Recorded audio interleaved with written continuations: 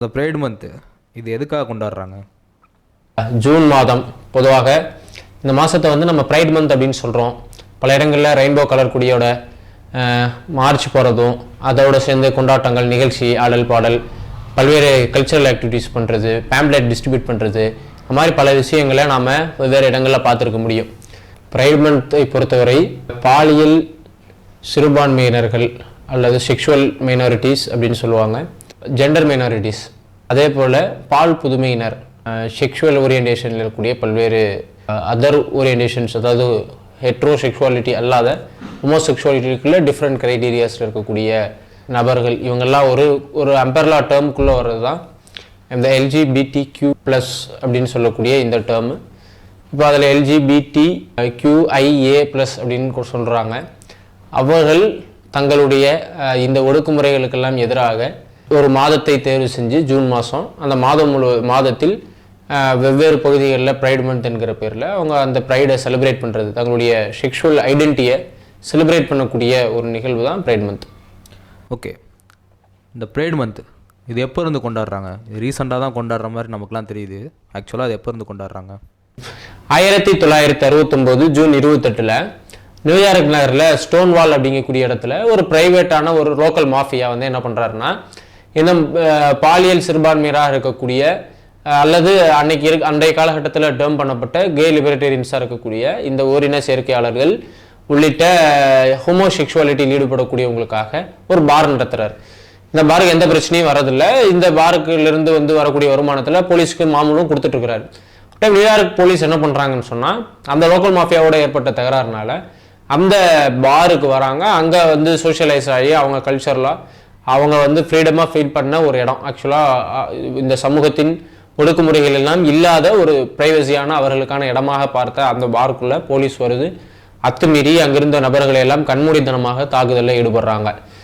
இந்த தாக்குதலை கண்டித்து அடுத்த நாளே வந்து ஜூன் மாதத்தில் ஜூன் 28 ஜூன் 29 தாக்குதலை கண்டித்தும் கே லிபரேட்டரியன்ஸுடைய அந்த இயக்கங்கள் என்ன பண்ணுறாங்கன்னு சொன்னால், இந்த ஹோமோசெக்ஷுவாலிட்டியை வந்து டீக்ரிமினலைஸ் பண்ணணும், கிரிமினலைஸ் பண்ணக்கூடாது என்கின்ற கோரிக்கைகளோடு அந்த போராட்டம் என்பது துவங்கியது. அதிலிருந்து வந்து இந்த மாதம் ஜூன் மாதம் நம்ம இன்னைக்கு கால் பண்ணக்கூடிய LGBTIAQ+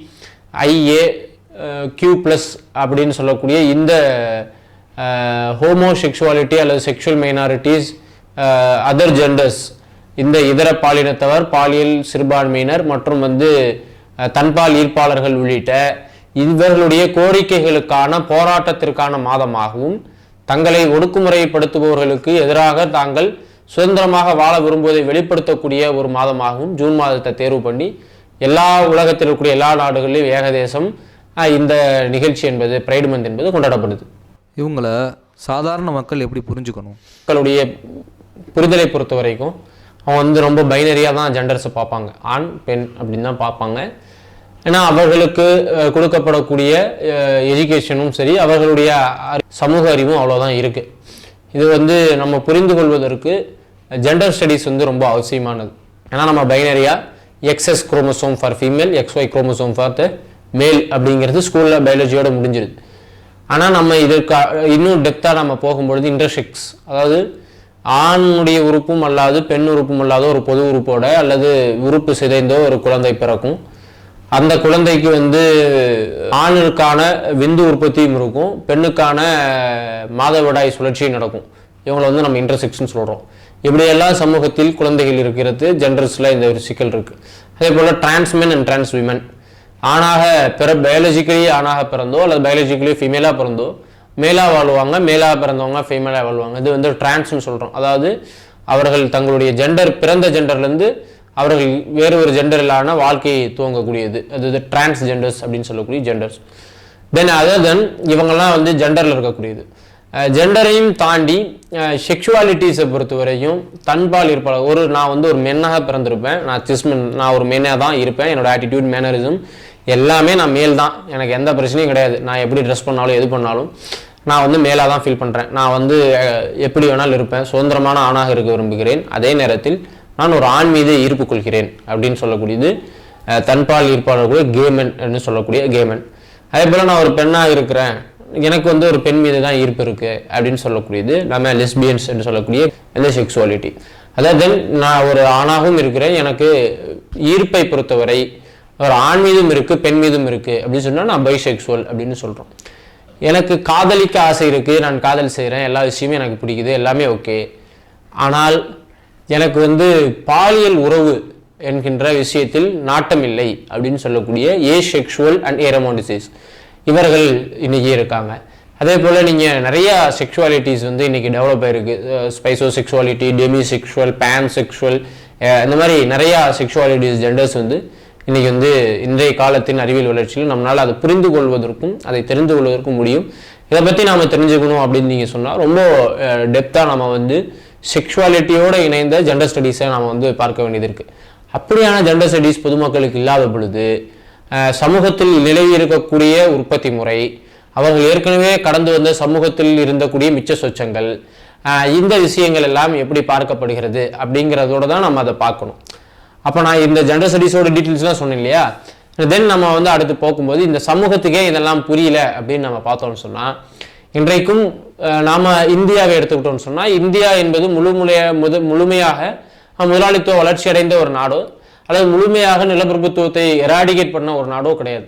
இன்னைக்கு இது ஒரு semi feudal and semi capitalist சொசைட்டியாகத்தான் இன்றைக்கும் நவதாராளமய காலகட்டத்திலும் கூட இந்தியா இருந்துட்டு வருது. அப்போ இந்த நில உடைமை உறவுகளில் இருக்கக்கூடிய மிச்ச சுச்சம் எளிய மக்களுக்கு புரிகிற மொழியில் சொன்னோம்னு சொன்னால், மன்னராட்சி நடைமுறைகளில் இருந்த அந்த காலத்தில் இருந்த ப்ரொடக்ஷன் மெத்தடில் இருந்த நடைமுறைகள். அப்போ இதெல்லாம் என்ன அப்படின்னு நீங்கள் பார்த்தீங்கன்னு சொன்னால், மேலை சார்ந்து ஆணை சார்ந்து உருவாகக்கூடிய வர்க்க சிந்தனை சார்ந்த ஒரு சமூக கட்டமைப்பு. அரசருக்கு வாரிசு இல்லைன்னா, ஆண் வாரிசு இல்லைன்னா அங்கே அரசி ஆட்சி செய்ய முடியாது. அப்போ ஆண் வாரிசு வேணும். அப்போ ஒரு ஆண் தான் வாரிசு என்கின்ற இடத்தை நோக்கி ரீப்ளேஸ் பண்ணப்பட்ட இந்த சமூகம் தான் இன்னைக்கு இருக்கு.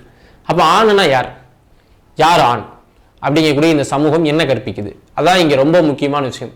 பெண்களுக்கான விடுதலை பேசும் பொழுதும் சரி, அல்லது இதர பாலினத்தவர்கள் அல்லது புதுமையினருக்கான விஷயங்களை பேசும் பொழுதும் சரி, இங்க இருக்கக்கூடிய மேல் பேட்ரியார்கி சிஸ்டத்தை நாம பேசிதான் ஆக வேண்டும். அப்போ ஒரு ஆண் என்று நிர்பந்திக்கும் பொழுது ஆண் உறுப்போடு பிறக்கக்கூடிய ஒரு ஆணா, அல்லது ஆண் போல இந்த சமூகம் கட்டமைத்திருக்கக்கூடிய வீர தீர செயல்கள் செய்யக்கூடிய ஒரு ஆணா, இப்படி எல்லாம் நாம கேள்விகளை எழுப்பினோம் என்று சொன்னா, இவங்களெல்லாம் ஆண் அப்படின்னு யாரும் சொல்ல மாட்டாங்க. நீங்க ஐ பர்ன் வித் அ மேல் ஜெண்டர், ஆனால் நான் ஒரு கேமன்னாக இருக்கேன் அப்படின்னு சொன்னால் நான் மேல் கிடையாது.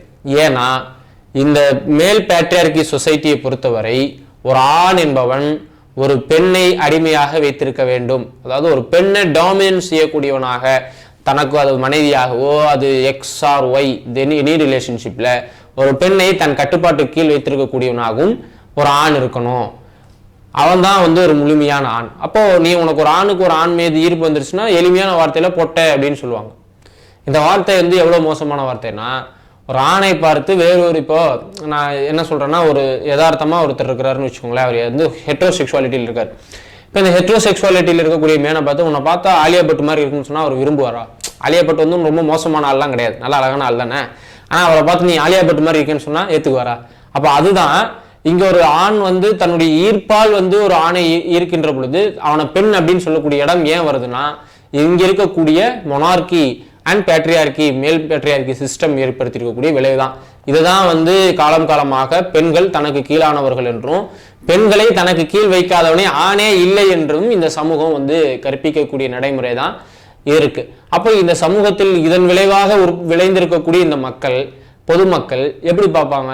என்னப்பா உன் பையனுக்கு ஏதோ பிரச்சனையாமா, டாக்டர்கிட்ட கூட்டு போனியா அப்படின்னு தான் பேசக்கூடிய இடத்துல தான் இந்த சமூகம் இருக்கு அப்படிங்கிறத நம்ம பார்க்க முடியும். அப்போ இது குறித்து ஆழமான விவாதங்களை நடத்துவதும் பொதுவான புரிதலுக்குள் வருவதும் அவசியமானது. இந்த ப்ரேட் மந்த், அப்புறம் இந்த LGBTQ+ கம்யூனிட்டி, இவங்க எல்லாத்தையும் இந்த மதங்கள் இருக்கக்கூடிய அந்த மதங்கள் எப்படி பார்க்குது? இல்லை, மதங்கள் பொறுத்த வரைக்கும் பெண்களை எப்படி பார்க்குதுங்கிறது தான் இதுக்கான நான் பதிலாக நான் சொல்ல விரும்புகிறேன். எல்லா மதங்களிலும் பெண்களை பொறுத்த வரைக்கும் ஒரு ப்ராப்பர்ட்டியாக பார்க்குறாங்க இல்லையா? எல்லா மதமும், அது நீங்கள் ஆபிரகாமனுடைய மதங்களாக இருந்தாலும் சரி, இல்லை ஆசியாவில் தோன்றிய மதங்களாக இருந்தாலும் சரி, அல்லது ஐரோப்பா கண்டத்தில் தோன்றிய மதங்களாக இருந்தாலும் சரி, எல்லா மதங்களும் நிலப்பிரபுத்துவ காலகட்டத்தில் தோன்றிய மதங்கள், நிலப்பிரபுத்துவ காலகட்டத்தில் ஆண் வர்க்க சிந்தனை தான் இருக்குது. இதே தான் அப்படியே அப்ளிகபிள் டு ஹோமோசெக்சுவாலிட்டிஸில் இருக்கக்கூடிய இந்த ஜெண்டர்ஸுக்கும் அது அப்படி தான் பொறுத்துது. அப்போ இது பொறுத்த வரைக்கும் அது ஒரு தடை செய்யப்பட்ட ஒரு விஷயமாக ஆண் என்கின்ற சிந்தனைக்கு அது பொருந்தாததாக அல்லது ஆண் ஆதிக்க வர்க்க சிந்தனைக்கு பொருந்தாததாக இருக்கக்கூடியதால அதை வந்து எந்த மதங்களும் நீங்கள் தன்பால் இருப்பாளர்களை வந்து ஏற்றுக்கொள்ளக்கூடியதோ அல்ல அதை வந்து பொருத்தமாக இது சரி என்று சொல்லக்கூடிய மதங்கள் இந்நாள் வரையும் இல்லை. அது இஸ்லாம், கிறிஸ்டியன், ஜூஸ், ஹிந்துயிசம், அப்புறம் வந்து ஜூடாயிசம், என்ன எடுத்துக்கிட்டீங்கனாலும் எந்த மதம் எடுத்துக்கிட்டீங்கனாலும் ஹோமோசெக்சுவாலிட்டி வந்து தடை செய்யப்பட்ட ஒரு நடைமுறை தான். ஆனாலும் கூட இன்றைய காலகட்டத்தில் இன்னைக்கு முதலாளித்துவம் என்ன பண்ணுதுன்னு சொன்னால் பல சர்ச்சஸ் நீங்கள் பார்க்க முடியும். ரெயின்போ கலரிங் பண்ணுவாங்க ஜூன் மாதத்தில். சில சில இடங்களில், சில கோயில்ஸில், இல்லை மசூதிஸில், இந்த மாதிரி மத வழிபாட்டு நிறுவனங்கள் இது ஒரு போக அல்லது ஒரு விற்பனை தளமாக இந்த காலகட்டத்தில் இந்த மாதத்தை பண்ணக்கூடிய ஏற்பாடும் இருக்குது. ஒரு புறம் மதங்கள் இதை தடை செய்கிறது, இன்னொரு புறம் விற்பனைக்கான ஒரு சந்தை காலகட்டமாகவும் இந்த பிரைட் மந்த்தை பயன்படுத்தக்கூடிய மத நிறுவனங்களும் முதலாளித்துவ சமூக கட்டமைப்பும் இருக்குது. ரெண்டுமே இருக்குது. ஸோ நீங்கள் சொல்கிற மாதிரி இந்த எல்ஜிபிடிக்யூ கம்யூனிட்டி அப்புறம் இந்த பிரைட் மந்த் இது எல்லாத்தையுமே இந்த முதலாளித்துவ சமூகம் ஒரு விற்பனை மண்டமாக பாவித்தாலும் கூட அவங்களுக்கான ஒரு உரிமையை இந்த இடத்துல தானே சொல்ல வந்திருக்கு. இதுக்கு முன்னாடி இருக்க சொசைட்டியில் அது சொல்லக்கூட முடியல. அப்போ எப்படி பார்க்குறது இது? இல்லை, அதான் இப்போது நான் இந்த முதலாளித்துவ சமூக கட்டமைப்பில் கடந்த காலத்தை விட இது ஒரு புரட்சிகரமான சிந்தனை ஓட்டம் கொண்ட சமூக அமைப்பு தான். முதல்ல ஹோமோசெக்சுவாலிட்டின்னு வெளியவே சொல்ல முடியாது. ஆனால் இன்னைக்கு அவங்க வந்து தங்களுடைய உரிமைகளுக்காக வந்து ஒரு ப்ரைடு நடத்த முடியுது, அவங்க அதை வெளியே சொல்கிற முடியுது. ஆனால் இதுலேயும் கூட ஒரு கிளாஸ் அண்ட் காஸ்ட் ப்ரிவிலேஜை நம்மளால் பார்க்க முடியும். இப்போ நான் என்ன கேட்குறேன்னா, இப்போ நான் வந்து ஒரு ஹெட்ரோசெக்சுவல்னு வச்சுக்கோங்க, இல்லை வீடியோ பார்க்குற நீங்கள் யாரோ ஒருத்தங்க ஹெட்ரோசெக்சுவல்னு வச்சுக்கோங்களேன். நீங்கள் வந்து உங்களுடைய பியூபரிட்டி வந்ததுக்கப்புறம் நான் ஹெட்ரோசெக்சுவல், எனக்கு ஃபீமேல் மேலே தான் அட்ராக்ஷன் இருக்குன்னு போய் எல்லாத்தையும் சொல்லிட்டு இருக்கீங்களா? என்ன கிடையாது. ஆனால் இந்த சமூகம் என்ன நிர்பந்திக்குதுன்னு சொன்னால், எப்பவுமே வந்து சிறுபான்மையை நோக்கி இந்த சமூகம் என்ன நிர்பந்திக்கும்னா, நீ உத்தமனா சொல்லு, நீ உத்தமனா சொல்லு அப்படிங்கிறத இந்த சமூகம் நிரூபிக்கக்கூடியது தான். அது நீங்கள் சிறுபான்மை இஸ்லாமியர்களாக இருந்தால் உலகத்தில் எங்கேயோ ஒரு பகுதியில் குண்டு போட்டால் கூட இங்கே வந்து நான் எனக்கு அதுக்கு சம்மந்தம் இல்லைன்னா ஒவ்வொரு இஸ்லாமியரும் ஒப்புதல் வாக்குமூலம் கொடுக்கணும்.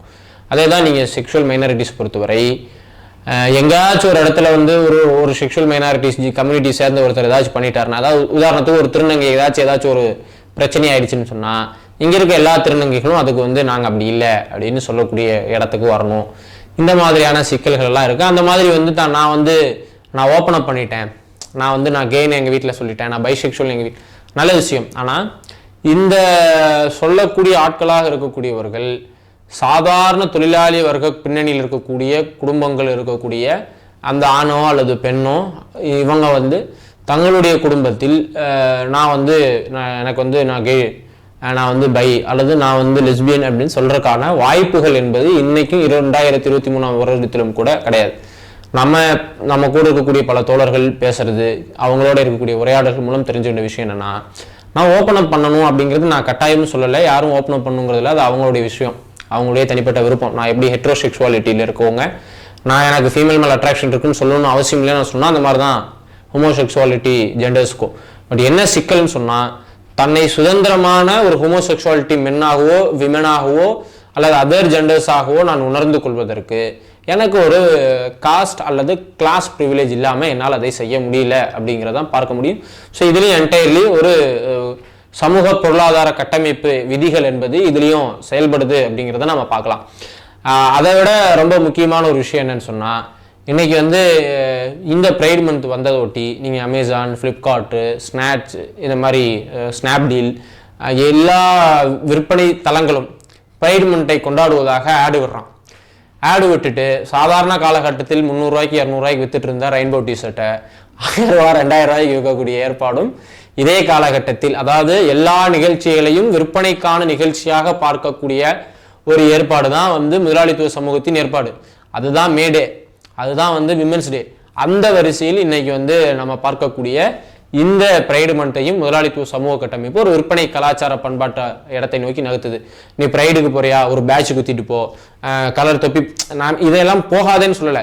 முதலாளித்துவ சமூகம் சொல்லக்கூடிய ப்ரைடு மந்த் இது. ஆனால் அடிப்படையில் இதுக்கு மாற்ற நாம என்ன சொல்றோம் அப்படின்னா, தன்னுடைய செக்ஷுவாலிட்டியை தேர்வு செய்து கொள்ளும் உரிமையும் தன்னுடைய செக்ஷுவாலிட்டி மீது நடத்தப்படுகின்ற சுரண்டலற்ற ஒரு சமூக கட்டமைப்பும் தான் இந்த செக்ஷுவாலிட்டி ஜெண்டர் என்பதற்காகவே மறுக்கப்படுகின்ற அநீதிகளை வீழ்த்துவதும் தான் அடிப்படையில் ப்ரைடு மந்த்துடைய நோக்கமாக அமெரிக்காவினுடைய போராட்டத்தில் துவங்கியது. அந்த சமூக கட்டமைப்பை என்டையர்லி ஒரு சமூக கட்டமைப்பு இருக்கு பாருங்க, அந்த சமூக கட்டமைப்பை நோக்கி நகராமல் பிரைடு மந்த் அன்னைக்கு ஒரு நல்ல ஃப்ரீயான ஒரு ட்ரெஸ்ஸை போட்டுட்டு நீ போ என்று சொல்லக்கூடிய இந்த கன்சியூம் சொசைட்டியான இந்த முதலாளித்துவ சமூகம், இந்த லிபரல் சமூகம் இப்படி நம்மளை நகர்த்தி கொண்டிருக்கிறது. அடிப்படையில் பாலியல் ரீதியாகவோ பாலியல் ஜெண்டர்ஸ் மூலியமாகவோ செக்ஷுவாலிட்டி ஜெண்டர்ஸ் மூலியமாகவோ என்னுடைய செக்ஷுவல் ஓரியன்டேஷன் மூலமாகவோ என் மீது நடத்தப்படுகின்ற சுரண்டல், அதே போல எனக்கு நடத்தப்படுகின்ற எக்ஸ்ப்ளாய்டேஷன் அண்ட் டிஸ்கிரிமினேஷனை களைவதற்கான ஒரு சமூக கட்டமைப்பை நோக்கி நகர்வதுதான் ஒரு பொருத்தமான ஒரு போராட்டமாக இந்த பிரைடு மந்தில் இருக்கும் என்பதை உங்களோடு சொல்லிக்கொண்டு உங்கள் அனைவருக்கும் ஹாப்பி பிரைடு.